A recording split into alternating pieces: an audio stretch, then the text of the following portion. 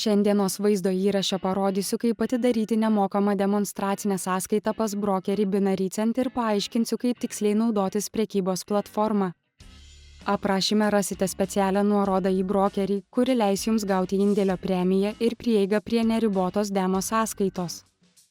Pereikime prie esmės.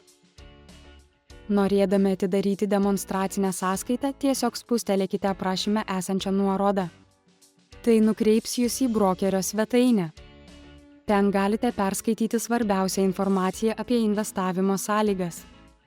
Svarbiausia, kad brokeris yra reguliuojamas, o priekybą galite pradėti nuo $10 indėlio. Mažiausia investicijų suma yra 1. Viršutinėme dešiniajame ekrano kampe paspauskite mygtuką ir įveskite savo pašto adresą bei slaptažodį, kad atidarytumėte sąskaitą. Atidarę sąskaitą būsite nukreipti į prekybos platformą. Dabar trumpai papasakosiu, kaip visa tai veikia. Čia rasite prekybos konfiguratorių, kuriame galėsite pasirinkti galiojimo pabaigos laiką, investicijų dydį ir kryptį, kuria jūsų manimų judės kaina. Jei jūsų prognozė tiksli, tuomet per 1 minutę uždirbsite iki 95%. Tačiau jei nesugebėsite nuspėti, kuria kryptimi judės kaina, tuomet prarasite visą investuotą sumą. Verta prisiminti, kad su šiuo brokeriu negalite prarasti daugiau pinigų, nei įnešėte į savo sąskaitą. Norėdami padidinti savo investicijų efektyvumą, brokeriai siūlo nemokamus analitinius įrankius, kurie leidžia kurti strategijas. Čia galite pasirinkti rodiklius ir reguliuoti jų parametrus. Rekomenduoju išbandyti strategijas demonstracinėje sąskaitoje, kad gerai pasiruoštumėte ir išmoktumėte veikti pagal savo investavimo planą. Šis brokeris taip pat siūlo platų turto asortimentą.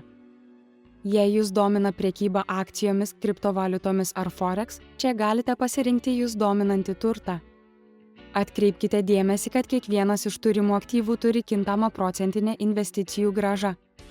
Viskas priklauso nuo to, koks populiarus yra turtas. Jei pasinaudosite demonstracinę sąskaitą ir įsitikinsite, kad verta atlikti pirmąjį įnašą, tada pinigus galite įnešti įvairiais būdais.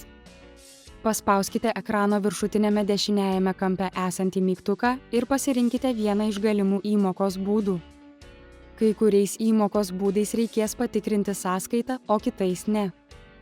Populiariausi įmokų būdai yra kriptovaliutos ir internetinės piniginės.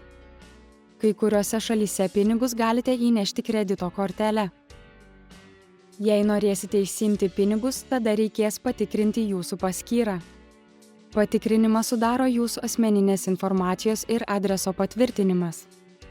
Turėsite atsiųsti savo asmens tapatybės kortelės arba paso nuotrauką, o tada patvirtinti savo namų adresą, pateikdami sąskaitą už elektrą arba sutartį, kurioje nurodytas jūsų adresas.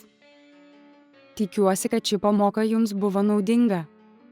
Jei taip, pamėginkite šį vaizdo įrašą ir užsiprenumeruokite mano kanalą, kad gautumėte pranešimus apie naujus vaizdo įrašus iš investavimo pasaulio.